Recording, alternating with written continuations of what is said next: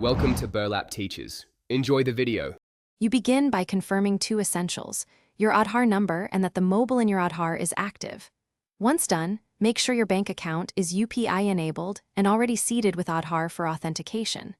Now open Google Pay and go to Profile, then Bank Accounts, and select Add Bank. This starts the link process immediately. You do not need extra apps. Follow on-screen prompts to choose the account that already has Aadhar linked at the bank. You will choose the Aadhar-seeded bank account and proceed to authentication.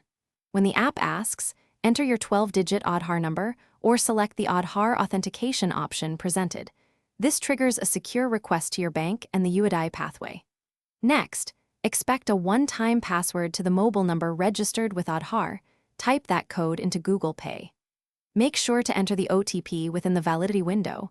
Delays require restarting authentication. Once verification succeeds, Google Pay links the bank account with your Aadhar and creates or confirms your UPI ID. Perform a small test payment to verify functionality. If the OTP does not arrive, make sure the mobile number on Aadhar matches, then wait a few minutes before retrying. Network or service queues can delay messages.